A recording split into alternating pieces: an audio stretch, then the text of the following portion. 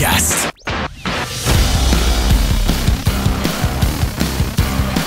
Je ne sais pas si c'est parce qu'on est dans l'esprit des fêtes à un mois de Noël, mais il fait très froid en studio. On va réchauffer nos cœurs ensemble avec Olivier Paiement. Salut Oli. Salut les gars, ça va? Ça va bien toi? Ouais, c'est pas à Saint-Lambert qu'on a déménagé, c'est à Winnipeg. Il fait vraiment frais. Salut Hugo. Salut les gars, ça va? Ça va bien toi? Ben oui, ça va bien. Mais tu sais, en même Content temps, d'être il y a des choses pires que d'autres. Nous, on a froid, mais il y a des joueurs qui sont malheureusement, eux, au carreau, qui sont blessés. Il y a vraiment eu une hécatombe là, dans la dernière semaine depuis notre dernier podcast avec le Canadien de Montréal. Alex Newhook s'est blessé, Kirby Dach s'est blessé et Kaden Goulet, on a appris de bien mauvaises nouvelles à son endroit. C'est fou à quel point dans le hockey, ça change rapidement, les gars. Autant il y a quelques semaines à peine, on était très enthousiastes et je pense qu'on avait raison de l'être avec le club. Aujourd'hui, il y a peut-être des gens qui commencent à regarder pour une loterie potentielle. C'est fou à quel point ça change vite. Tu sais, le pire dans tout ça, c'est que est-ce qu'on est vraiment surpris? Non. Kaden Goulet, il est blessé à chaque Ça, on année. savait, oui. Alex Newhook a déjà subi une grosse blessure avec le Canadien. Kirby Dach, blessé à chaque année. Patrick Laine, blessé à chaque année. C'est dommage, là. Puis en plus, ces gars-là, à part Patrick Laine, ils connaissaient tous des super belles saisons. Là. Alex Newhook connaissait les meilleurs moments de sa carrière. Kirby Dach, on voyait que ça s'en venait enfin. Mais je pense que c'est juste que là, c'est la confirmation que ces gars-là, tu peux pas miser sur eux pour l'avenir de l'équipe. On le sait que c'est des joueurs fragiles, puis il faut que tu bâtisses ton équipe en conséquence. Ouais, mais tu peux pas pour autant les écarter. Là. Je pense pas que Kaden Goulet s'en va nulle part. Non, Non, c'est pas dans le mode faut les écarter, mais plus tu bâtis ton équipe sans les prendre en compte. Puis quand ces joueurs-là vont être en santé, c'est un plus pour toi. Ouais, c'est ça. Tu peux pas dire Kirby Dach ou Alex Newhook, je m'attends à ce qu'ils soient sur mon deuxième trio pour l'avenir. Tu peux pas dire Kaden Goulet, ça va être mon deuxième défenseur gaucher derrière Lane Hudson. Il faut que tu construises ton équipe en conséquence de ces gars-là. Il n'y a aucune garantie qu'ils vont jouer avec moi autant en saison régulière qu'en série. Je comprends, mais en même temps, si Goulet n'est pas sur ton top 4, là, ça n'a pas de bon sens. Là. Il faut que... Je sais, mais as-tu confiance qu'il va être sur le top 4, disons, rendu en série? Ben, non. Ouais, non, c'est ça. Ben, parce que ses performances, oui, mais de par son état de santé, non, malheureusement. Ben non, c'est ça. Mais tu sais, éventuellement aussi, là, tout dépendant aussi de la direction que le Canadien va prendre, mais il va peut-être avoir une sélection à faire aussi. Okay? Qui t'es prêt à garder, mettons, parmi ces joueurs-là qui sont blessés souvent, puis qui t'es prêt à laisser aller, puis on dirait que moindrement qu'on est capable... Moindrement qu'ils connaissent une bonne saison, qui ont leur air d'aller, on dirait qu'on oublie qu'ils sont fragiles, ces joueurs-là. Puis après ça, tout le monde est déçu encore une fois qu'ils sont blessés, mais ça fait partie du joueur, ça fait partie de la carrière. Ouais. En même temps, Goulet, il s'est blessé. Mais est-ce que c'est vraiment de sa faute ce qui arrive présentement? Le Canadien a une part de responsabilité et ils ont très mal géré le dossier. Ouais. Le joueur se blesse au camp d'entraînement, aggrave sa blessure au début de la saison et il est mis à l'écart. On opte pour la solution miracle avec un joueur qui prône aux blessures que non, on ne l'opérera pas puis il va être correct. C'était une très mauvaise idée. On aurait dû l'opérer dès le départ et se dire, regarde, on va tirer le plaster tout de suite, on va le perdre pendant 2 mois, ça va faire mal, mais au final, c'est juste 1 mois de plus que l'autre réhabilitation. Et après ça, il devrait revenir à 100% et on pourra l'avoir pour le reste de l'année. Je m'excuse, mais je pense qu'on a pris la mauvaise décision dans ce dossier-là. Parce qu'on précipite, on voit la glissade, tu sais, puis pas qu'on panique un peu, mais on veut garder le standard qu'on a établi en début de saison, puis ça va arriver dans certains cas. Souvent, ça arrive plus en fin de saison quand on est dans une lutte aux séries où on veut essayer de se c'est normal de faire ça. Exact. C'est pas pareil. Non, c'est 2 choses complètement différentes. Non, mais c'est ça. Mais mon point était justement que c'est ça. En début de saison, tu peux te permettre de faire ça. Tu sais, personne n'aurait chialé si il avait expliqué, regarde, on aime mieux prendre plus de précautions dans le cas de Goulet pour être sûr qu'il revienne à 100% à la place de précipiter son retour. Il était excellent en début de saison avec le Canadien, mais il n'a jamais nécessairement eu l'air super confortable. Là, il se blesse, il recommence à patiner, il se sent pas bien, finalement, il se fait opérer. Là, on parle de quoi? Je pense que c'est 2 mois. 2 mois. Mais il n'y a rien qui dit que dans 2 mois, il va être à 100%. Là. Il y a une réhabilitation à prendre en compte à travers tout ça. Non, c'est vraiment dommage là, pour un gars qui... Tu sais, c'est comme toutes des malchances dans le cas de Goulet, mais les malchances finissent par s'accumuler. Ouais. L'an passé, c'était le patin qui le coupe. Puis l'année d'avant, c'est ça. C'est qu'il y a la poisse, au final. C'est toujours sur lui. Puis honnêtement, autant nous, c'est frustrant comme amateur. Là, on regarde ça, puis on est comme Colin. Imaginez l'athlète Ben en tant oui. que tel, Ben non, ça ça doit être doit être extrêmement frustrant. dérangeant. C'est Fix, je pense, qui me disait la stats. Là. Kaden Goulet va avoir seulement joué 66% de ses matchs avec le Canadien depuis qu'il fait partie de l'équipe. Kirby Dach, c'est 50%. Ça, c'est fou. C'est tellement. Alors même que temps. Nick Suzuki, lui, c'est 100%. C'est 100%. Ouais, 100% vrai. Là. 98,7, Ouais, non, c'est ça. Non. 100%. En même temps, Dak, tu veux dire, tu joues 2 matchs sur une saison de 82 matchs. C'est sûr que ça aide pas cette statistique-là, mais ça fait quand même partie des matchs ratés. Selon vous, laquelle des 3 pertes fait le plus mal? En ce moment, Ouais, Newhook, Goulet, Dach. moi, je dirais New Hook, honnêtement, parce que Joueur d'impact. joueur d'impact, joueur d'impact. Ça fait 2 fois que tu fais des calls controversés, puis Mais- ça s'avère vrai dans les jours qui suivent. C'est vrai parce que quand tu prends ce qu'il a apporté depuis le début de l'année, puis la stabilité, entre guillemets, je vais mettre ce mot-là, qu'on a trouvé au sein de genre ce deuxième trio-là avec Demidov et Kapanen, pas qu'on pensait on avait les réponses puis on était capable d'aller de l'avant avec ça, mais Alex Newhook amenait quelque chose qui donnait confiance à l'organisation, donnait confiance aux partisans. Puis là, tu vois clairement que la renaissance de ce joueur-là fait vraiment mal en ce moment. On dirait plus que les autres. Ouais, moi, je vais y aller aussi avec un attaquant. J'aurais pris Kirby Dach. Je comprends très bien Alex Newhook. Je prends pas Kaden Goulet, bien que je pense que c'est le meilleur des 3, parce que Jalen Struble et Herbert Jacquet sont quand même pas si mal pour remplir les souliers. Ouais. Tandis qu'en perdant des attaquants, on les remplace par Jared Davison et Joshua Roy.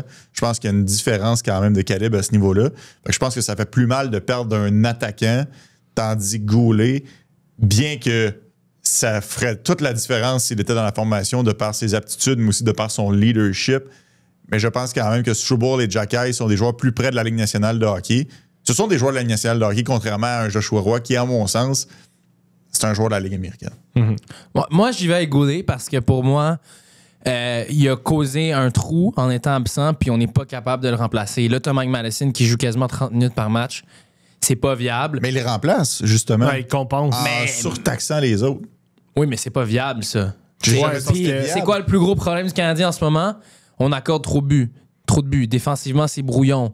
Désavantage numérique en arrache. Ça, c'est toutes des places où Kaden Goulet t'aiderait. Ouais. Sauf Euh, que on produit moins à l'attaque, puis on a un standard moins élevé à l'attaque. On est capable de compenser la défensive en donnant plus de temps de glace à d'autres devs de calibre NHL. Là, tu Ouais, t'en vas chercher exact. 2 gars AHL qui clairement pas sur le même niveau. Moi, c'est Ouais, comme mais ça. que je Kaden vois Goulet, ça. c'est ton meilleur défenseur défensif. Là. Ah oui, on s'entend Ouais, tous ouais, là-dessus. 100%, C'est pas ça le point. C'est 100%. juste que moi, je pense que c'est pas un hasard pourquoi on a placé Zachary Bolduc sur la première unité puis Slavkovski sur la deuxième. Parce qu'on est passé d'un système où est-ce que le Canadien avait 3 trios qui pouvaient, de façon légitime, Produire. t'amener de l'attaque. Ouais. Premier trio, la deuxième unité avec Kapanen, Demidov et évidemment Alex Newhook. Et finalement, Dak et Bolduc, tranquillement, il y avait quelque chose qui se... Ouais. Mais là, finalement, il n'y en a plus de troisième unité. Bon, ben là, on va placer Bolduc sur la première, puis on va essayer de rebooster à la deuxième, puis on va rouler potentiellement 2 trios qui fonctionnent, puis 2 trios qui... On se croise les doigts. On se croise les doigts, puis c'est des passagers. En tout respect pour Josh Anderson. Honnêtement, là, je veux pas dire qu'il faut absolument, mais ça presse que Kent Hughes aille chercher de l'aide. Puis pas besoin d'être une vedette. Là. C'est plus une question d'aller chercher un deuxième centre ou un Jordan Caillou ou quoi non, que ce c'est soit. là. établi à NHL. Va chercher un joueur établi, un vétéran pour jouer sur le bottom six. Ça peut être un ailier, ça peut être un centre parce que là, tu sais, avec Joshua Roy et Jared Davidson, ça fait 4 recrues sur 12 en attaque. Joe Veleno est invisible. Brendan Gallagher est quasiment une nuisance. Tu sais, ça fait quasiment. Tu l'as dit, Anderson en arrache un petit peu. Ça fait quasiment la moitié de tes attaquants qui sont soit des recrues, soit ils sont complètement inutiles, soit ils sont tout simplement pas de calibre LNH. Là. Tu peux pas vivre plus que quelques semaines encore avec ça, je pense. Ouais, puis je pense que je suis d'accord. Moi aussi, je m'attends à ce qu'on ait une acquisition, mais ce sera pas une grosse affaire.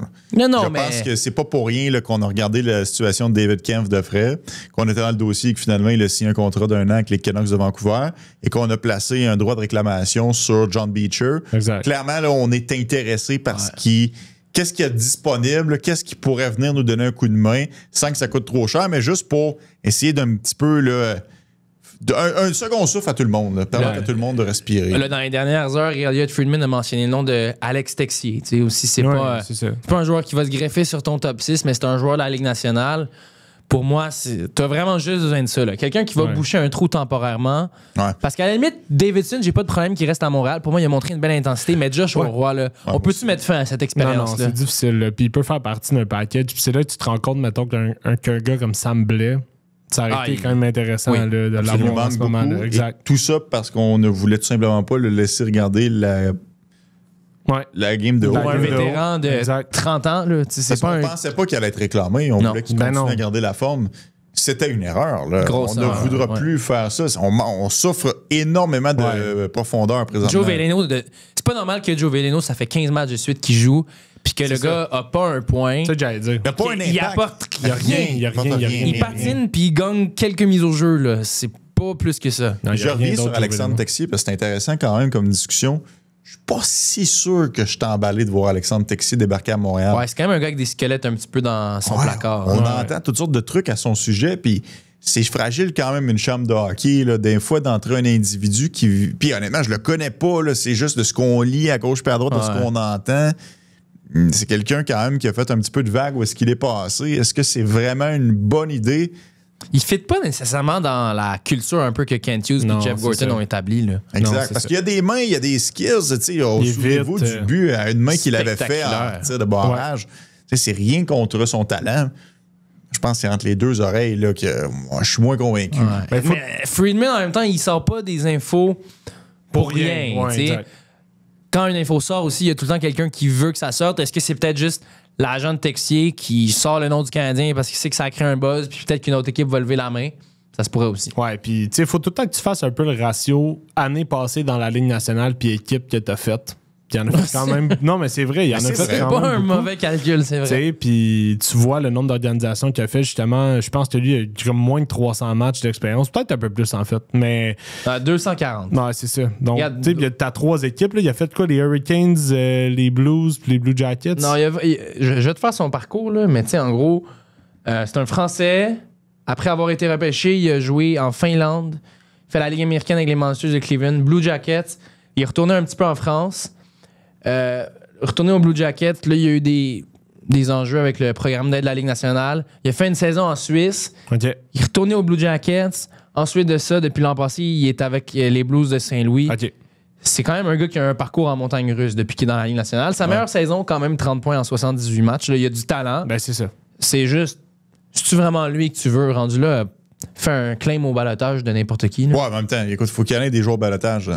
Ça prend des joueurs intéressants. Puis le Canadien, ce qui n'est pas une mauvaise chose, ont un bon début de saison, ben t'es plus loin à parler. Là. À ce moment-là, t'as pas les premières sélections. Fait que si quelqu'un d'intéressant, il y a des bonnes chances que ça se rende pas nécessairement jusqu'à toi. Je reviens sur ton information d'Elliott Friedman. Moi, je remets pas en doute du tout ce que Friedman avance. Et je pense que si Friedman avance ça, il y a réellement eu tractation. Je pense pas que c'est l'agent qui invente ça pour mettre le nom du Canadien. Moi, je pense plus que c'est Kent Hughes qui fait réellement son devoir et qui essaie plusieurs perches. Et là, peut-être que l'argent en question a coulé l'information que le Canadien a fait sa due diligence puis d'avoir fait des approches auprès du clan Texier. Ça est possible. Mais il y a une grosse marge là, entre Kent Hughes a pris le téléphone et a appelé quelqu'un et Kent Hughes a déposé une offre de contrat sur la table. Je pense juste que le DG du Canadien est actif et il est pas assis sur ses deux mains présentement. Moi, je trouve ça fascinant comment, rappelez-vous, là, au camp d'entraînement, on se replonge il y a peut-être un mois et demi. On disait qu'il y avait une lutte à ne plus finir entre plein de gars pour les 12e et 13e postes avec le Canadien. Tu sais, évidemment, t'avais Veleno, t'avais Blais, mais t'avais aussi, Kapanen, finalement, qui a fait l'équipe. Ouais. On parlait de Winbeck, on parlait de Florian Jacquet, on parlait de Joshua Roy, de cette profondeur incroyable que le Canadien avait. Finalement, c'est plus ça aujourd'hui. Le Jacquet et Beck ont même pas l'air d'avoir été proches du rappel. On a rappelé Joshua Roy, même si ça fait 1001 fois qu'on lui donne une dernière chance et ça marche pas. Ça montre à quel point la pré-saison, ça peut être trompeur. Écoute, les messages qu'ils véhiculent durant la pré-saison. On a eu Patrick Laine qui nous a dit que ça allait être la meilleure année de sa carrière. On a eu nouveau Patrick Laine. On a eu Joshua Roy qui s'est entraîné comme un chien. Je suis convaincu que c'est vrai. Mais à un moment donné, c'est une chose d'être en forme, c'est une autre chose que ça se transpose sur la patinoire. Ça suit pas. Montréal est une ville de hockey. Ouais. Quand le hockey commence, quand même le tournoi de golf commence, tout le monde est excité. Fait que le moindre petit morceau de contenu sur lequel on peut miser, nous, les médias, mais aussi les fans à la maison, et moi, je me mets dans les deux catégories, on part en peur avec ça et on fait une grosse affaire. Mais au final, ça vaut ce que ça vaut, là, cette pré-saison-là. Ouais, si on avait décerné les trophées, disons, au mois d'août, là, Patrick Laine aurait gagné le Maurice Richard, Joshua Roy le Bill Masterton. Il y a une raison pourquoi la saison elle doit se jouer. Là, ouais, exact. Puis on est quand même minutieux, on est attentif aux détails ici à Montréal. Là. On n'est pas une foule comme Atlanta, mettons, dans le temps où il fallait que tu expliques c'était quoi un icing là, durant le match. Là. Ouais, ça, c'est complètement différent, effectivement. On n'est pas les seuls, par contre, qui ont des blessures. Il y en a eu pas mal à travers la Ligue nationale de hockey et des blessures en tout genre. Jack Hughes s'est coupé dans un souper d'équipe. Ouais. Un accident complètement stupide qui va le tenir à l'écart pour une bonne partie de la saison. Ouais, c'est 2 mois, je pense. C'est complètement dément, honnêtement. Tu perds ton meilleur joueur, le joueur que tu as perdu il y a quelques années, qui a fait en sorte que tu as été éclipsé des séries. Et là, tu le perds alors que ça va quand même bien du côté des Devils. Mais honnêtement, je serais tellement fâché de la situation, là, être un partisan du New Jersey. Là. Mais il y a une malédiction au New Jersey. Et d'ailleurs, ça, c'est mon radar de la semaine. Ça a l'air qu'il y a des momies qui ont une malédiction sur les joueurs des Devils. Donc, les Devils, présentement, ont, je pense, c'est comme 6 blessés, là, ouais, dont des joueurs d'impact. La plus blessée dans la Ligue. Jack Hughes, Dougie Hamilton, Brett Pesci. C'était des gars importants pour les succès de l'équipe. Malgré tout, ils sont capables de gagner des matchs. Mais néanmoins, il y a des articles du New Jersey Post qui sont sortis comme quoi le Prudential Center aurait été bâti sur un cimetière et que, jusqu'à tout récemment, on aurait retrouvé des sarcophages en acier où se retrouvaient des vraies momies. Ils ont posté des photos de ça. Je vous jure, des photos de crânes d'ossements de momies qui seraient au New Jersey et que à partir de ce moment-là, c'est un peu la malédiction au New Jersey. C'est pour ça que les joueurs se blessent de manière un peu hasardeuse, si vous voulez. Mais ça n'a pas de bon sens. Ah oui, je sais. C'est fou. J'essaie de regarder ça. Incroyable. Ça vaut la peine. C'est très drôle. Est-ce que Ito le Starinen a déjà joué pour les Devils New Jersey? Malheureusement, jamais. non, mais lui aussi, ça est un autre. Ouais. On sait pas ce qui s'est passé exactement, on sait que ça implique un barbecue. Et t'arrêtes de se faire griller un petit peu de sanglier. Là, C'est exact. Ah non, Exact. écoute. Puis d'ailleurs, j'ai un point sur les Panthers. Je peux vous parler des Panthers. Ça vient un peu rapper ce que j'ai regardé cette semaine, mais dans le temps, quand les Panthers voulaient... on sont arrivés dans la ligue, ont sorti leur premier uniforme. Ils avaient sorti à la base des gants de joueurs avec des griffes dessus. Puis là, je vais mettre l'image là, dans l'épisode, mais c'était vraiment, vraiment champ gauche. Puis on n'avait pas ça dans le temps où la NHL était un peu plus traditionnaliste, où on pouvait pas trop oser. Déjà que le logo de la panthère, c'était quelque chose de gros. Depuis récemment, on a commencé à laisser les joueurs, tu sais, au baseball majeur, mettons, tu le voyais un peu plus, des joueurs qui pouvaient laisser aller leur couleur avec leurs gants, avec leur spike. Je pense notamment à Mike Clevenger, un ex-lanceur des Guardians du Padres, qui avait une petite fleur de tournesol sur son gant. Puis... par la suite, les joueurs ont commencé tranquillement. Austin Matthews avait des bâtons un peu pas individuels, mais personnalisés. David Pasternak aussi. Vous, est-ce que vous êtes ouvert? Est-ce que la Ligue accepte un peu plus de créativité à ce niveau-là? Mais on a déjà vu ça. Tu sais, je veux dire, Alex Ovechkin avait la grosse vitre teintée. Ouais, mais c'est fait barrer la route pas mal vite. Ouais, parce que Martin Brodeur s'est plaint, là. Ouais. De mémoire, c'est Brodeur. Ouais, c'est Brodeur, c'est exactement Brodeur. Ouais. Parce qu'il disait qu'il ne pouvait pas voir ses yeux. Ouais. c'est vrai. Il y a seulement un certain niveau de teinture, d'opacité que tu peux. Ovechkin, il avait l'air de Il était cool quand il a débarqué dans la ligue. Avec les patins blancs, puis le tape jaune. Moi, j'ai pas de trouble avec ça tant que tu viens pas altérer le logo et l'uniforme. Tu sais, je veux pas quelqu'un là, qui... Comme, mettons, le baseball est un bon exemple. Les souliers ne font comme pas partie de l'uniforme. Tu vois, des souliers roses, verts, bleus, je m'en fous. Tu sais, c'est correct, tu as le droit de...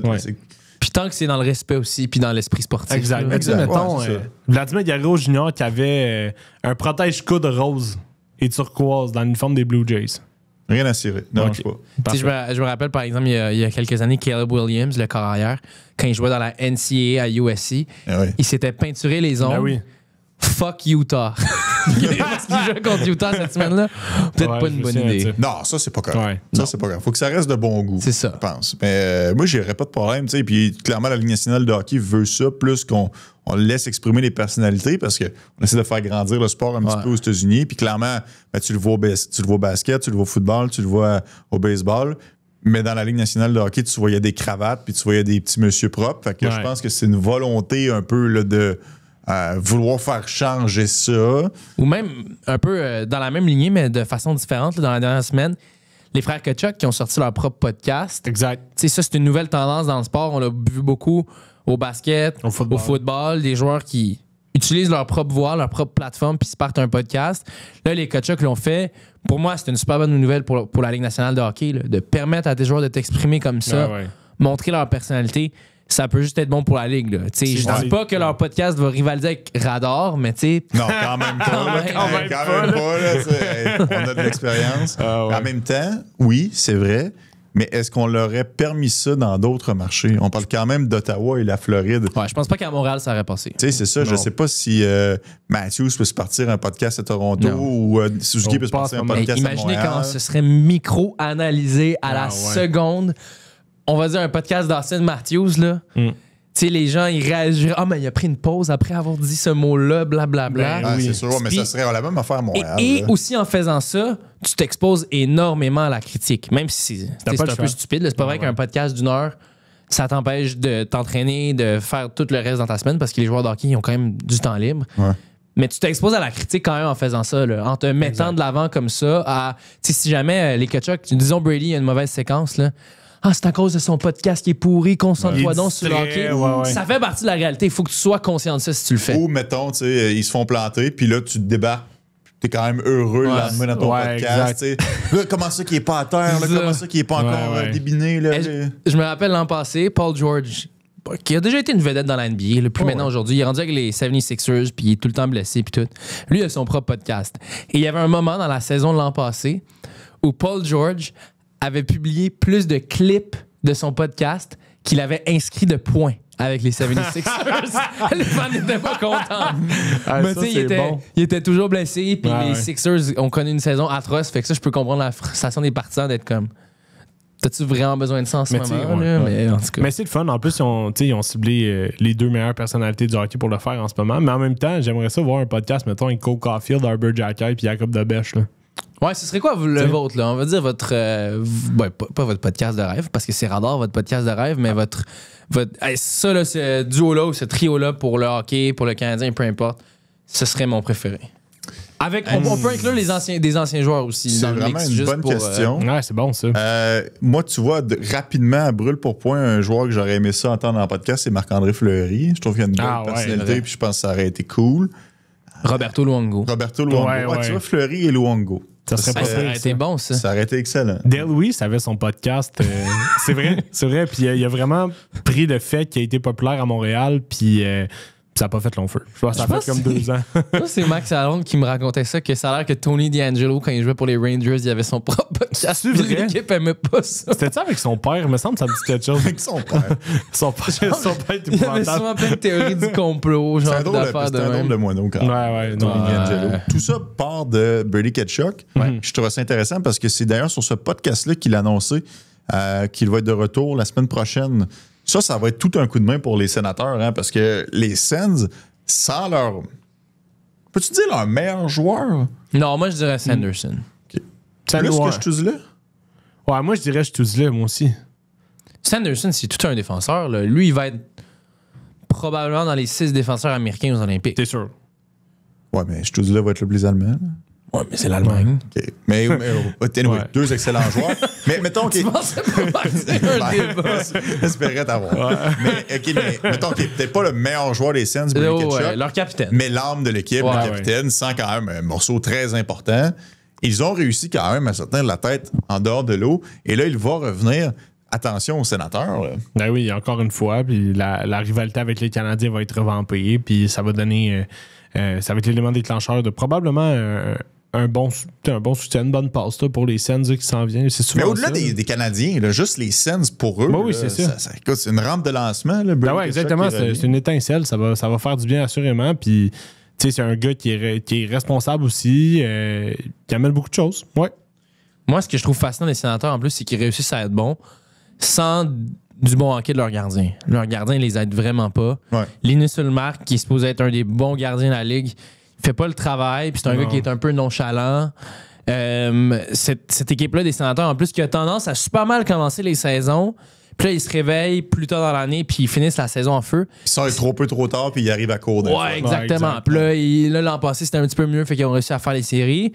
S'ils sont capables de vraiment... Tu sais, là, ils sont vraiment dans le peloton, comme à peu près toute l'Est, là, pour faire les séries. Mais là, si avec le retour de Tkachuk, ils peuvent prendre leur envol, moi, je pense que c'est une équipe qui va assurément se battre pour finir dans le top 3 de l'Atlantique d'ici la fin de l'année. Là. Oh, ouais. Ils ont tous les Ils ont le talent. En fait, il n'y a personne de sortie, sauf Buffalo, de la course. Ouais, exact. C'est fou, ça.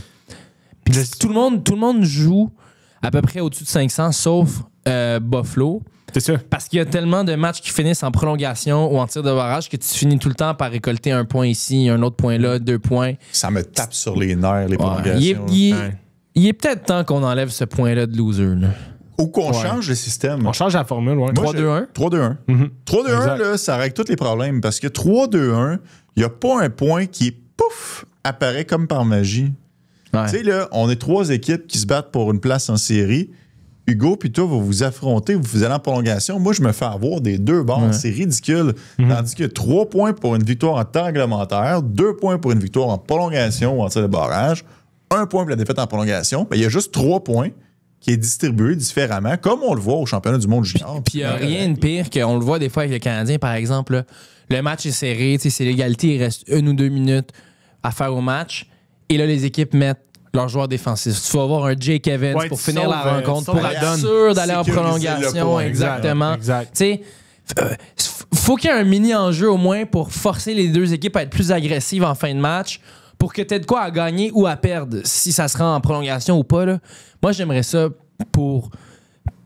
Parce que c'est même pas du bon hockey en plus en prolongation. Du 3 contre 3, c'est pas du vrai hockey. Puis les tirs de barrage, c'est encore pire. C'est lent. Pile ou face, là. Ça n'a aucun rapport avec le vrai hockey. Non, je suis d'accord. Puis je trouve que ça devrait être un format éliminatoire tout le temps. Dans le sens, comme les séries, là, je parle. En fait, gagner, c'est gagné, perdu, c'est perdu. Ouais. Fait que tu perds en 16e ronde de tir de barrage, 0 points. C'est ça que tu proposes? Ouais, ben en fait, non, mais je veux dire, la formule de la prolongation. Dans le sens qu'il y a comme pas Golden de 3 contre 3. Ouais, un golden goal. Ouais, mais là, mais tu peux pas faire ça en saison régulière, Hugo, man. Tu pourrais faire 20 minutes de prolongation. Ça, c'est vrai. Ou c'est quoi, tu proposes, pas tu proposes, mais tu proposes une nulle, genre à la fin de la prolongation? Non, c'est ça, là. Sérieux, les nuls. Gilbert Delorme sort de ce corps. Ouais, non, mais. Non, laisse pas les nuls. Mais tu laisses les tirs de barrage, d'abord? Oui, mais tu mets des incitatifs avec les points pour forcer les équipes à peut-être finir les matchs plus un peu rapidement. plus, ouais. Forcer que, hey, on va essayer de finir ça à la régulière à la place de nous, on se contente de la prolongation. Ou même à la fin de la prolongation, on va jouer ça safe, essayer d'aller en tir de barrage. Tu sais, essaie de finir le match le plus rapidement possible parce que quand tu forces les équipes à être plus agressives, signifie l'enjeu, il peut aussi avoir plus d'erreurs. Le contre-attaque, c'est l'autre équipe qui finit par marquer. À la place de vraiment jouer conservateur, de OK, on attend de voir l'autre fait quoi. Sauf que c'est pas vrai qu'il n'y a rien à gagner que de gagner en temps réglementaire. C'est minime, mais ça reste que c'est le premier bris d'égalité. Les victoires en temps réglementaire. Je vous donne la statistique. Depuis le début de l'année, les équipes qui ont gagné 4 ou 5 victoires en temps réglementaire. Il n'y a personne à 3 et moins. Il y a plein d'autres équipes à 6 et plus. 4 ou 5. On a les Oilers d'Edmonton qui sont 23e à 4. Les Flyers de Philadelphie qui sont 24e à 4. Les Sharks de San Jose qui sont 26e à 4. Les Predators de Nashville à 4. Les Canucks 28e. Les Sabres 29e. Et les Flames 32e à 5. Et on trouve aussi le Canadien de Montréal à seulement 5 victoires à la réglementaire cette année. Ça veut dire que si ça reste très serré dans le classement et qu'à la fin, exactement comme l'année dernière avec les Blue Jackets, le Canadien n'aura pas le bris d'égalité sur personne. C'est important de gagner des matchs, oui, c'est important d'aller chercher 2 points, mais c'est important de le faire en 60 minutes. Est-ce que pour vous, une victoire, avoir autant de victoires en prolongation, c'est entre guillemets être chanceux? Non, mais ça maquille la réalité. C'est ça. Ouais, je suis d'accord de la avec ça. fiche, le début de saison, en tout cas, c'était un peu un mirage. C'était plus beau que ce que c'était réellement. Ben, c'est sûr que Caulfield, il en met tout le temps dedans en prolongation. C'est un but quand même. Mais c'est un joueur qui excelle avec temps et espace. Ouais, c'est ça. Mais tout le monde a les mêmes conditions. Là, à vous de faire la même chose. C'est juste que ça, tu peux pas avoir de corrélation entre, disons, être une bonne équipe à 3 contre 3 versus être une bonne équipe en série. Là. C'est complètement la marge différent. est complètement différente. C'est complètement différent. Puis tu vas pas payer des billets pour aller voir ton équipe à domicile pour les voir jouer en prolongation. Mais non, Aussi, c'est pas du. Mais par contre, ça Mais reste c'est électrisant. super C'est fun à voir. c'est C'est le super fun à voir. N'importe qui est sur place, qui voit une prolongation, est heureux. Là. Ben oui, Absolument, parce que mais voir non, c'est sûr, c'est Caulfield, de l'espace. Hudson, Suzuki, Demidov, des gars comme ça de talent avec autant d'espace en prolongation, c'est du bonbon. C'est juste que c'est pas une façon de gagner régulièrement si t'es une équipe de hockey. Là. Mais par contre, j'apporterais certaines modifications au règlement. Ouais. Je suis pas dans l'école là, un shot clock, là, comme au basket, là, que ça prend absolument 30 secondes pour lancé. Non. Mais je ferai en sorte qu'une fois que tu as passé la ligne rouge, elle ne peut pas revenir en arrière. Là. Ouais. Ou une fois que tu as passé la ligne bleue, là, on voudrait voir, là, mais Peut-être la ligne rouge centrale. Mais il n'y a pas de règle en KHL pour ça. il y a des règles C'est dans la MHL, je pense qu'on a mis cette règle-là pour Ouais, puis il tester. y a des règles aussi dans la Ligue nord-américaine, je pense. Tu peux même tomber 2 contre 2 Ouais. et 1 contre 1. Là. Oh boy. Ouais. C'est un peu ridicule. Mais ça reste que. Et je trouve que ça fait pas de sens pour moi de. On le voit beaucoup, là. On prend possession de la rondelle et là, on se permet 3-4 changements dans le fly pendant que l'adversaire, eux, ne peuvent pas changer. On Ouais. espère les avoir parce qu'ils sont fatigués. C'est un peu de l'antisport, là. C'est comme ça devient un jeu de possession un petit peu. Puis Ouais. moi, il n'y a rien qui me frustre plus là, quand je regarde un match de hockey en prolongation que de voir une équipe en train d'attaquer, sont profondément en zone adverse, puis là, finalement, ils décident reset. non seulement de reculer, mais de retourner. Ils traversent la ligne bleue de l'autre bord pour regroup. Pour revenir avec vitesse. Exact. C'est pas du bon spectacle. Là. Non. Ouais. Tu forces le jeu. Comme ça, ben, il va y avoir plus d'attaques. Puis si jamais ça fonctionne pas, il va y avoir une contre-attaque rapide. C'est ça que tu veux au final. Tu veux un spectacle. C'est ça. C'est pas beau à voir. Mais là. la formule 3-2-1 va aider à ça. Si on se fie à ça, parce que justement, là, tu vas inciter des équipes à attaquer plus, à avoir cette différence de points-là. là, tu sais. Exact. Ouais. Puis surtout dans ce que tu viens de dire pour ça, c'est que on a tellement peur de perdre la possession de la rondelle parce qu'on peut tellement garder la rondelle que c'est pour ça qu'on fait des retraites dans notre zone. Ouais. Mais si on peut plus sortir de la ligne bleue sans qu'il y ait un arrêt de jeu, Pas le choix. ben on n'aurait pas aussi peur de perdre la rondelle parce que si on la perd, ben l'adversaire aussi va être propice à la perdre à son Exact. tour. Alors que là, du moment que tu perds la rondelle, tu sais que tu ne retoucheras pas pour 2 minutes. Fait que c'est comme un peu spécial, mais bon. Ce sera pour un autre débat. Il y a plusieurs autres blessures qu'on a vues, les gars, dans la Ligue nationale de hockey. Charlie McAvoy, rondelle au visage aïe. contre le Canadien, un lancé de Dobson, opéré à la mâchoire. Il va manquer beaucoup de temps. Ça va faire mal aux Vraiment. Bruins. Même, je pense que ça va faire mal aux Américains.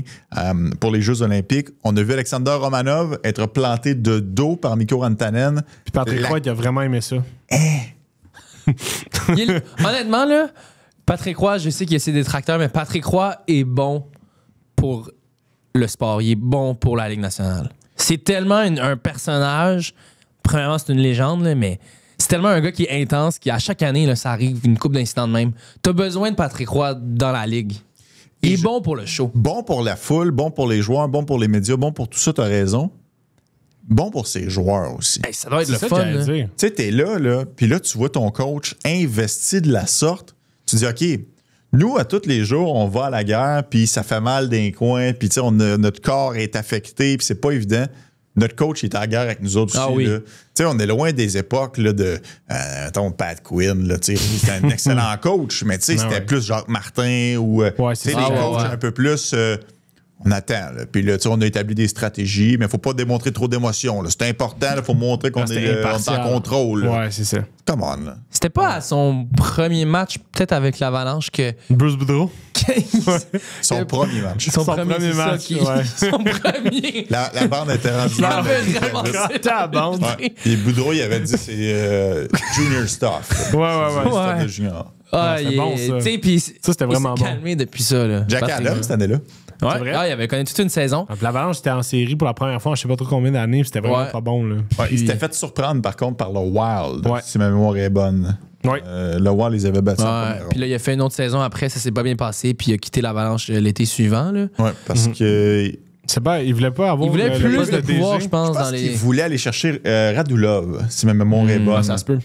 Puis l'Avalanche, je voulais pas aller le chercher. Puis ça avait comme effrité la relation. Puis tu vois, un peu dans le même genre, Drouin Ouais. est rendu avec Patrick Roy. Ouais. Et il a une super bonne saison. Ouais, il y a une hein. excellente saison. C'est hein. le meilleur pointeur québécois depuis les 4 nations, Jonathan Drouin. Pour vrai? Ouais. Aïe, Devant aïe. Huberdeau, devant Lafrenière, devant Dubois, je sais qu'il est blessé, mais je pense que c'est pour ça là, que c'est quand même- Drouin est c'est quand premier. même là, bon, mais là. depuis les 4 nations, c'est le gars le Québécois qui a inscrit le plus de points. C'est quand Je même savais pas impressionnant ça. pour de vrai de voir Jonathan Drouin renaître, mais ça te montre que quand tu es dans le bon environnement, tout est possible. Ouais, puis ça montre aussi que le gars, il était à sa place, puis c'était vraiment juste des distractions, parce que là, tu le sens concentré, tu le sens établi, puis tu le vois produire. C'est la saison de 50 points là, avant qu'il vienne à Montréal, là, à Tampa Bay. Là, tout semblait rouler pour lui. Oui, il avait fait de la baboune parce qu'il jouait pas sur le premier trio. Puis là, une fois qu'on l'a mis là, il a été à sa place et il a eu une production tout de suite. Tellement qu'on a donné Sergachev pour l'avoir. Incroyable. Sa valeur a pris vraiment, a grandi de manière exponentielle. Donc, le voir produire comme ça, c'est des belles surprises dans une équipe des Islanders qui est vraiment... qui se met le doute, on va se le dire, parce que, justement, on n'a pas je dirais pas cette superstar-là, mais on a un alignement très, très similaire, là, très, très homogène. Là, on va le mettre comme ça. Là. Il y a quelqu'un hier qui a tweeté, puis là, je suis plate parce que j'arrive pas à le retrouver, là.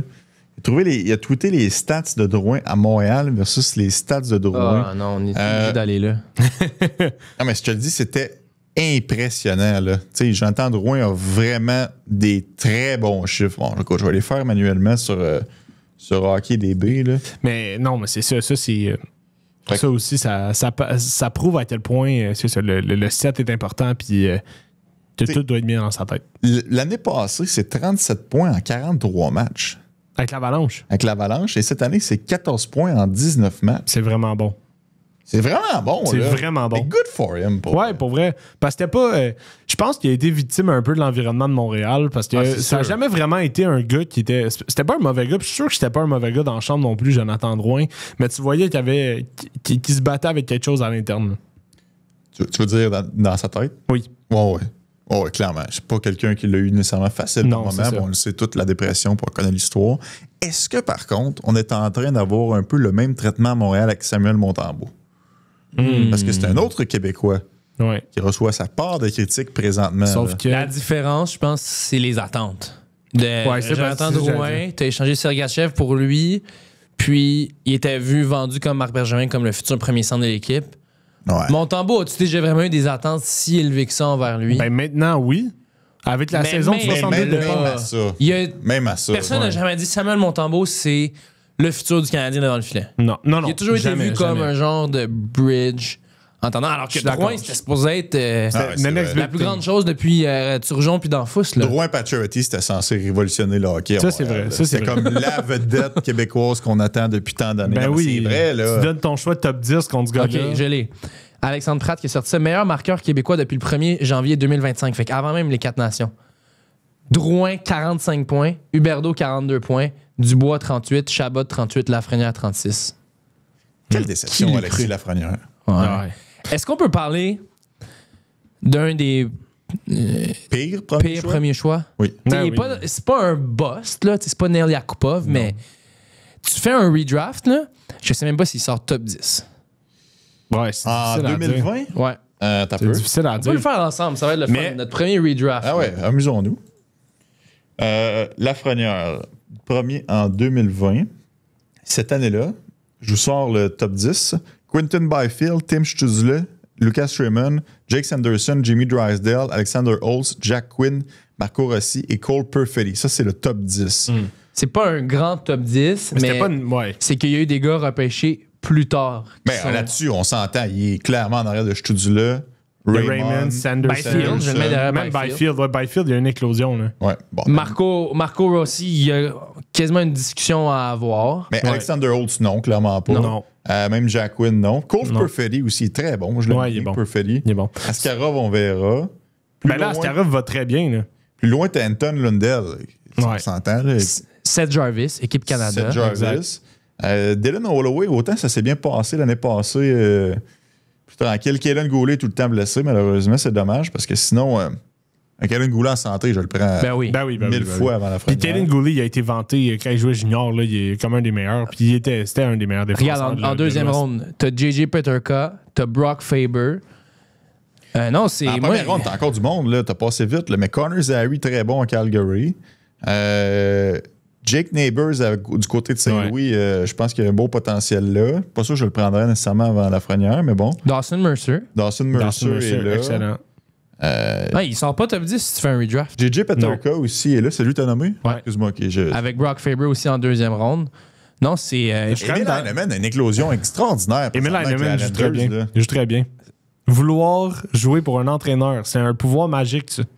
Puis, honnêtement... Est-ce que tu insinues qu'il voulait pas jouer pour Saint-Louis? Non, pas du tout. C'est juste que je reviens sur le point que tu disais que Patrick Roy se bat pour ses joueurs. Là, ouais. Non. Au contraire. Alors, très décevant Alexis Lafrenière. Puis, c'est même pas proche, là, mais il n'y a pas un Québécois qui fera équipe Canada. Puis, il n'y a personne même qui est le plus proche de l'être, là, entre guillemets. Là, disons, c'est Mike Madison. Puis, je pense même pas qu'il est dans la discussion. Là. C'est fou, hein? Moi aussi, je pense que c'est Mike Madison, le Québécois le plus proche. Ben oui, et il n'y en a pas un autre qui s'en vient. Il n'y a pas un espoir québécois repêché dans les dernières années.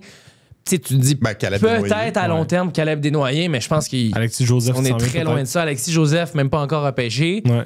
C'est quand même triste à quel point l'étoile du Québec a pâli à l'échelle canadienne, là, sincèrement. Ouais. D'ailleurs, je lisais un texte là-dessus. Ils veulent comme faire une refonte de l'élite au Québec. Ouais. Ils veulent un peu épurer ça parce que c'est peut-être le talent peut-être un petit peu trop dilué. Ouais.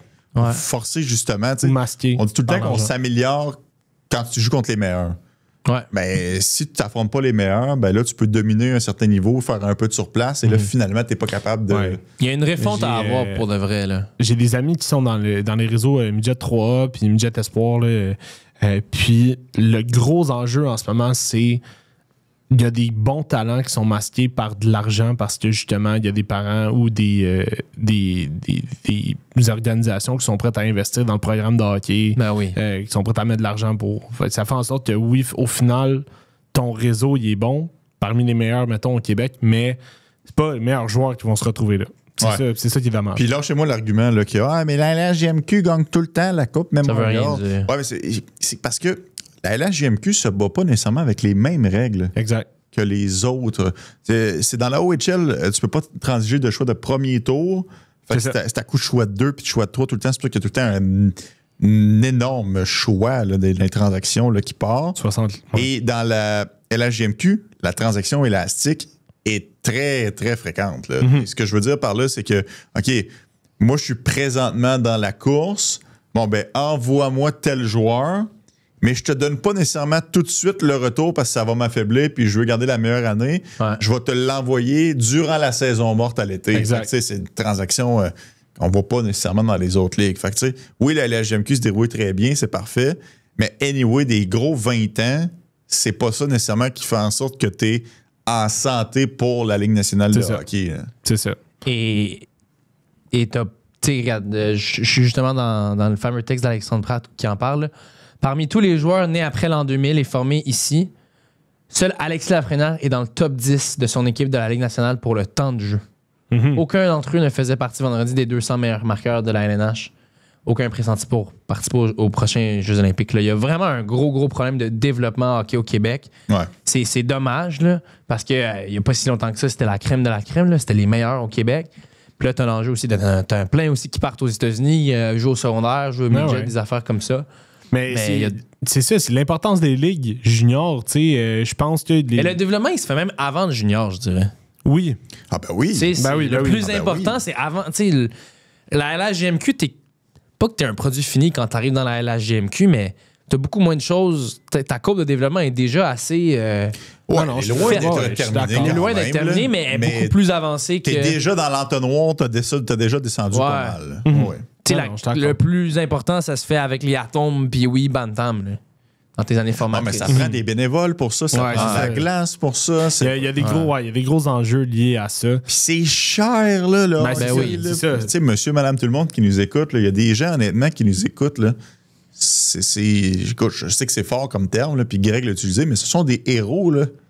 Ce sont des héros. C'est vrai, vraiment, c'est sacrifier des week-ends, c'est de mettre des gros sous. T'sais, ça demande beaucoup de temps, ils sont bénévoles, ça demande beaucoup d'implication. Tu fais tellement bien de le dire. Pour de vrai, moi, je pensais à ça dernièrement parce qu'il y avait justement un de mes anciens coachs quand j'étais jeune là, qui m'a écrit. Puis sincèrement, je pense pas que personnellement, puis je suis sûr que c'est la même chose pour toi, même chose pour toi aussi, Hugo, puis toi tu coaches en plus aujourd'hui, mais on serait pas où on est aujourd'hui sans ces gens-là. Absolument.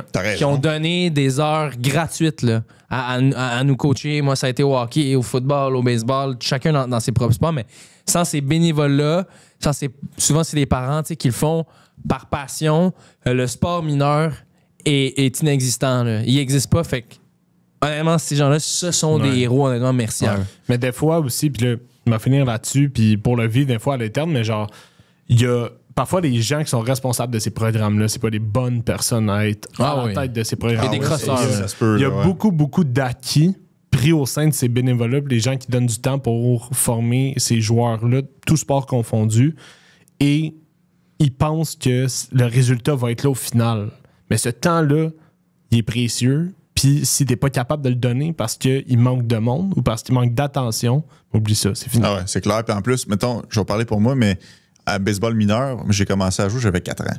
Et j'avais le même âge qu'un garçon, Maxime, puis c'est son père qui nous coachait. Mais son père m'a coaché pendant 15 ans. Il y a eu un immense impact sur ta vie. Ben, c'est sûr. Parce que surtout à cet âge-là, là, ton coach de sport, tu le respectes pas mal plus que ton prof de français de secondaire 1. Là. C'est du monde qui...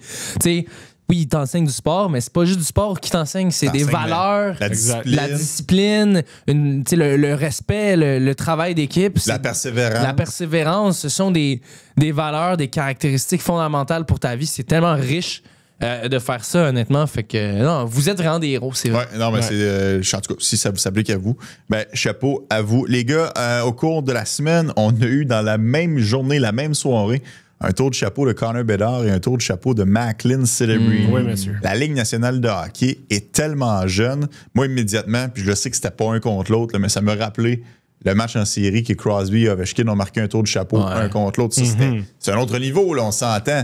Mais quand même, tu le vois, là, que on est vraiment en train d'assister à un spectacle de kids, là. C'est vraiment. les jeunes qui prennent le contrôle de la Ligue, puis je trouve ça que...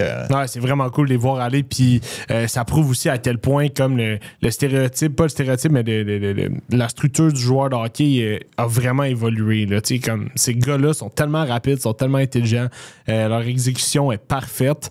Moi, là, Connor Bedard, on parle souvent des meilleurs lancers de la Ligue. Là, il doit être là-dedans. Là. Je veux dire, il y a peut-être tellement. Tir du poignet, tu pourrais peut-être même faire l'argument qu'il a le meilleur tir du poignet. Sa dégaine est tellement rapide. Rapidement, ça il n'y a pas besoin d'espace pour dégainer. Puis il est précis. Il est précis. Là. Il est tellement précis. Honnêtement, là, j'étais impressionné. Puis Celebrini, ben moi, il a le même moule que Crosby, il a le même moule que McKinnon, un centre responsable, productif. Il est malade, c'est un leader. Qui aurait cru qu'on aurait une course au Art Ross avec Bedard et Celebrini inclus? Personne. C'est vraiment un retour dans le passé. Là. On retourne à 2005, 2006, 2007, quand Crosby et Ovechkin sont débarqués dans la Ligue, puis instantanément, ils sont devenus des super vedettes. Là. Ils ont changé leur franchise. Les franchises qui tournaient en rond, qui étaient en reconstruction, eux sont débarqués, là, puis... Mais Bedard, c'est pas instantanément. Il y a même quand même sa troisième année. Non, il y a même eu des gens qui ont eu le temps de dire « Oh, il n'est pas si bon que ça, finalement. » Ouais, mais ça reste que c'est sa troisième année. Là. Non, mais moi, je suis full d'accord avec toi. C'est juste parce que Crosby, il a fait quoi, 100 points sa première année, puis 120 à sa deuxième. Il a gagné le Art Ross à sa deuxième, Crosby. Mais c'est parce que qu'est-ce qui a été impressionnant, c'est que Connor Bedard est arrivé avec les Blackhawks où il y avait absolument rien. Il n'y avait rien. Il n'y avait même pas de présence de vétéran. On est allé chercher Nick Foligno à sa deuxième année. Et Corey Perry. Macklin, ça a mal fini, Corey Perry. Ouais, exact. Un peu oui. Un peu oui. Macklin Celebrini a eu Joe Thornton qui a serré la main quand il s'est fait drafter. Il reste chez lui. Son père, il est vraiment impliqué dans cette région-là des États-Unis, juste avec les Warriors de Golden State. Préparateur physique. Il y avait encore beaucoup de monde. Il y avait beaucoup de monde sur son aile. Tyler Toffoli était là dans l'alignement. Ça l'a vraiment aidé. Et il s'est comporté très bien rapidement. Ce qui a fait en sorte que le spotlight était sur lui directement. Les gens ont eu le temps d'oublier Connor Bedard. Et là, Connor Bedard produit avec une meilleure équipe des Blackhawks. Et on est en train de retrouver un peu le hype qu'on avait à sa dernière année avec les Pats de Regina, où il cassait tout. Je dis pas qu'il est en train de tout casser, mais en ce moment, ça augure très bien pour son début de saison. Ouais, puis tu sais, oubliez pas qu'il y a eu une coupe de coach aussi là, à travers ça. Là. Luke Richardson, Anders Sorensen, là, c'est Jeff Blashill. Ouais. Tu sais, maintenant, on vient d'en parler, là, à quel point un entraîneur-chef peut avoir un impact important sur ton développement. Je comprends que Connor Bedard, il a pas 8 ans, là, il est pas moustique ou pee-wee, mais quand même, c'est énorme, c'est majeur. Clairement, il faut donner un peu de crédit à Blashill à travers ça. Puis ce qui est décevant aussi à travers tout ça, c'est que ces joueurs-là ont été repêchés dans les mêmes cuvées que le Canadien faisait sa reconstruction. Le Canadien a été un petit peu malchanceux puis il n'a pas pu les avoir. Non, parce que le Canadien a décidé d'avoir du hockey élite de Rem Pitlick, de Mike Hoffman, de Raphaël Harvey-Pinard, de... Toi, on dirait que t'as genre une élite. poupée vaudou de ces gars-là, genre. Il me pis tape, t'es- c'est mon go-to, man. C'est élite. Sérieux, ça me fait capoter en 2023. Pourquoi est-ce qu'on performait autant? Ça me... Ben, Je regardais Il y ça avait tantôt, 4 là. attaquants élites. 4. Ben, non seulement t'avais 4 attaquants élites, là, mais de plus en plus, tu regardes, puis les gars choisis derrière David Reinbacher, là, de la façon dont c'est parti, ils vont avoir des pas mal plus belles carrières. Là. Ben là, oui. Tous les gars choisis derrière lui commencent à s'établir dans la Ligue Sauf nationale de Daniel hockey. Butt. Sauf Daniel Butt qui a été pris comme 12e. Ah, pas Daniel Butt, excuse-moi, non. Simachev. J'ai dit Butt, mais... Ben, il joue quand même un petit peu avec, avec Utah. Tu sais, il Ouais, commence mais à... il est pas du tout dans le calibre des autres joueurs de ce tas-là. en ce Non, moment, mais il est là. en avance sur Reinbacher. Ah oui, oui. Ben oui, parce qu'il est déjà là, puis Il est prend déjà du là, galon, puis il ouais. joue des bonnes minutes avec Utah. Mais tous les autres, même un Nate Danielson qui a été pris 9e par Détroit, il scoré commence son premier but, à d'ailleurs, faire sa récemment, place. Là. Ouais. Ouais. Il a failli Regarde- marquer un deuxième, mais il a été Ouais. refusé pour avoir Regarde, 6e, Simachev est à 19 matchs joués. Mishkov, 98. Leonard en a 28. Danielson en a 5. Dvorsky en a 12. Villander en a 11. Puis tu tombes à Daniel Butt à 12. C'est le seul après Reinbacher, 5e. C'est les deux seuls dans le top 12 qui n'ont pas encore joué de match. Mais un peu. Il y a deux choses là-dedans. Un, tu évalues la qualité d'un repêchage 5 ans après. Oui. Tu sais, c'est pas le premier qui Non, se met c'est ça. dans le tas qui devient nécessairement le meilleur. Fait que ça veut pas nécessairement dire qu'il faut abandonner avec David Reinbacher. Non. Et deux, au repêchage en 2023, oui, il y a des gens qui réclamaient Ryan Leonard, évidemment, il y a des gens qui réclamaient Matvei Mishkov, mais il y avait vraiment un consensus élite pour Bedard, Carlson, Fantilli et Smith. Ouais, ouais. Ouais, oui, C'était absolument. vraiment un 4 qui se détachait du lot Ouais. et tu voulais pas repêcher 5. C'est sûr que tu veux repêcher 5 par rapport à 25, là. Mais à 5, tu avais une grosse décision à prendre. Et le Canadien, cette année-là, alors que l'année dernière, on avait terminé dernier, puis qu'on avait repêché premier, mais si on avait pu, je sais que c'est plate à entendre, mais si on avait pu enchaîner une autre mauvaise saison, mais au moment où on se parle, on serait pas en train de chercher notre deuxième centre. Non. Non. On aurait un top 6 ou est-ce que ce serait complètement différent? Ouais, Fait que avec c'est des joueurs juste ça d'impact. qui est un peu frustrant à travers ça. Mais regarde, le passé est fait, on ne peut pas revenir en arrière. Et peut-être que David Reinbacher soit un excellent défenseur droitier. C'est juste que pour l'instant, c'est pas le cas. Mais puis aussi, cette année-là, c'était, je pense, la meilleure option en défensive qui était disponible. Là, si je me trompe pas, c'est Utah. Ben, c'était les Coyotes dans le temps qui repêchaient tout de suite après, puis ils ont pris Simachev. Simachev, exact, ouais. Mais je pense que c'était Reinbacher, là, dans leur choix numéro 1. Ben, clairement, là, Ben oui. je veux dire, Reinbacher avait une belle valeur. Là, le repêchage suivant, Barry Trotz, ou c'est ce repêchage-là directement, Matthew Wood puis Askarov pour le 5e choix au total. Ouais. Ouais. Puis finalement, Kent Hughes a décidé. Puis je dis Matthew Wood, mais Matthew Wood n'était pas encore repêché. Non, non, là, c'était mais le c'est choix qui est devenu Matthew C'est le choix Wood. qui est devenu Ouais. Matthew Wood. Tu sais, il y a eu quand même une coupe d'offres. là. Kent Hughes n'est pas le seul qui trouvait David Non, Reinbacher non, intéressant. Non, non, c'est ça. Là n'est exact. pas le point. Là. Exact.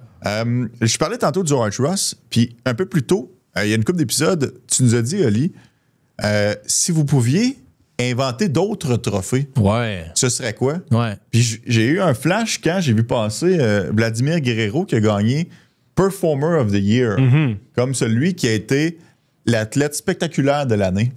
Puis je me suis dit, il y a peut-être des trophées, pas nécessairement des trophées sérieux, mais dans un genre de sous-gala.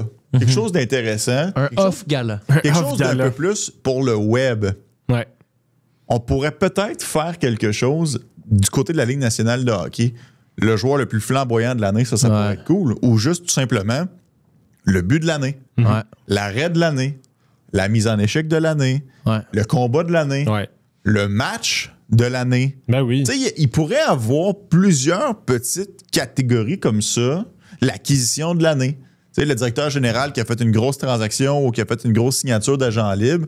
Imaginez, là, pas quelque chose d'autant prestigieux que le gala à Vegas, puis que là, les vidéos, puis toute la Ouais, grande ouais. affaire, mais quelque chose plus fait pour le web, où est-ce que tu vois les finalistes, mettons, là, un comité là, a ressorti le 15 buts, puis là, finalement, voici le but qui gagne le but de l'année. Tu sais, je pense que ça pourrait être un bel ajout pour la Ligue nationale. Ah, je suis d'accord avec toi qu'on est comme un peu dû, là, tu sais, pour C'est avoir ça. peut-être des petits trophées pour renouveler ça. Tu sais, l'échange de l'année, ça pourrait être le prix Anthony Desrosiers, par exemple. ou, Ouais, exactement. Non, mais Bien sûr.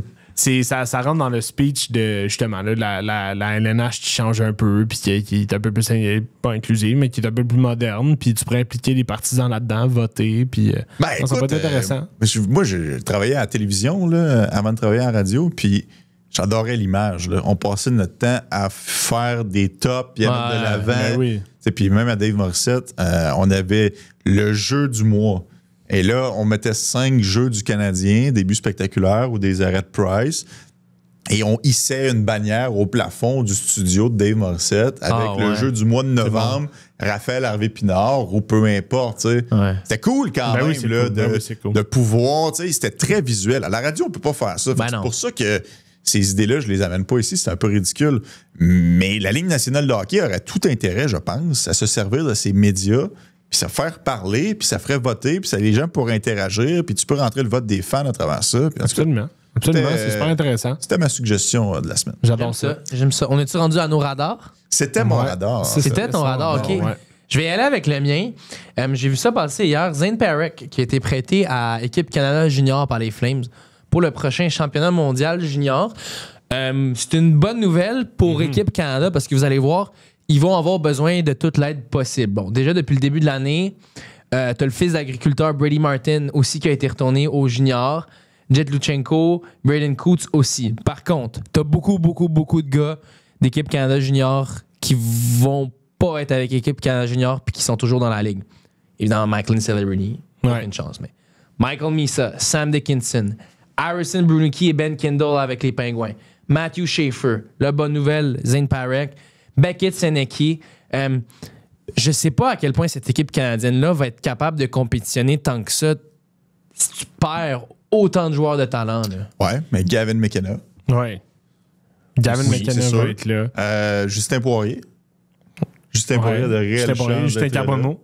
Justin Carbonneau. Tu vas avoir quand même. Je te nomme, par exemple, le top 6 projeté là, qu'on a en ce moment, puis tu verras, c'est pas si impressionnant que ça. OK? T'as Gavin McKenna, premier trio, avec Porter Martone et Berkeley Catton. Okay. Le deuxième trio qu'on met, c'est Liam Grimtree, Michael Age et Braden Coots. C'est tous des premiers choix. C'est bon, ça. C'est quand même très bon. Pas non plus. C'est pas parce que c'est pas des gars sexy, mais Liam Grimtree, c'est un excellent joueur. Puis Grimtree a roulé sa bosse quand même dans le junior, dans OHL. Là, c'est pas si pire que ça pour vrai. C'est quand même bon. Là. Ouais. Moi, je suis. OK, je comprends là, que ça n'a pas le lustre de tous les joueurs que tu as nommés au préalable, là, mais. Mais ça va faire la job, puis ça rentre aussi dans le profil de Dale Hunter. Là. Il veut des gros gars qui frappent, qui ont du talent. Ça va vraiment être différent que l'édition de Dave Cameron. Ça c'est sûr. Mais j'ai hâte de voir Michael Age dans cette compétition-là. Exact. Ouais. Moi aussi, parce que c'est quand même un gars de skills, c'est quand même un gars aussi qui joue dans la tête de ses adversaires. Est-ce que vous avez vu la vidéo de lui qui chirp les deux autres gars? Je ne sais plus c'est quel match, mais quand il jouait à l'extérieur, c'était lui et un autre gars de Michigan en boîte des pénalités. Ah oui, ils sont en train d'insulter les deux autres gars dans la boîte, dans l'autre boîte. Ouais, puis il était intense. Là. Parce qu'en plus, il brûle pas mal la NCAA. Très fort. Beaucoup de points contre des équipes plus faibles, mais là, ça va être je pense que ça va être enfin un bon test pour Michael Age. Puis ça va être l'occasion aussi pour beaucoup de partisans du Canadien qui n'ont pas pu le voir dans la NCAA de finalement le voir compétitionner à un haut niveau contre les États-Unis, contre la Suède, contre la Finlande. Le terme brûle, par contre, c'est un peu fort. Là. Il y a comme 2 points par match, mais comme j'ai dit, c'est contre beaucoup d'équipes plus faibles. C'est ça. Exact. Parce qu'il a été muté à l'aile, parce qu'à certains moments, on trouvait qu'il n'était pas assez impliqué. Puis on voulait qu'il soit différent dans son approche, parce qu'en centre, tu es peut-être un peu plus replié. Là, il vient d'être replacé au centre. Fait Michael Age, là, c'est encore un projet. Oui. Continuons à le développer tranquillement et éventuellement, on espère qu'il s'aidera. Il ne sera pas le deuxième centre du Canadien l'an prochain. Là. Non, c'est sûr. Non, mais il pourrait jouer avec le Canadien l'année prochaine. Oui. Peut-être même dès cette année. Peut-être, oui. Ça serait pas impossible. On verra si le Canadien est dans la course et si on a besoin d'un match important. Mais si jamais c'est plié et qu'on veut lui donner un bonbon, pas impossible, effectivement, qu'on le voit faire le saut dès cette année dans la Ligue nationale. Les gars, la semaine passée, on a parlé de la Coupe des 4 Nations. Puis là, on parlait de McKinnon contre McDavid. Ouais. Et j'ai dit, McDavid, il était bien meilleur que McKinnon à la Coupe des 4 Nations. Puis, tu sais, des fois, notre podcast, c'est. Vous le remarquez, là, on passe du coq à l'âne parce qu'on se fait penser à quelque chose puis on embraye les sujets. Ouais. J'avais complètement oublié que McKinnon avait gagné le joueur du tournoi. Et c'est un auditeur qui me l'a écrit sur le YouTube. Alors, mes excuses à Nathan McKinnon.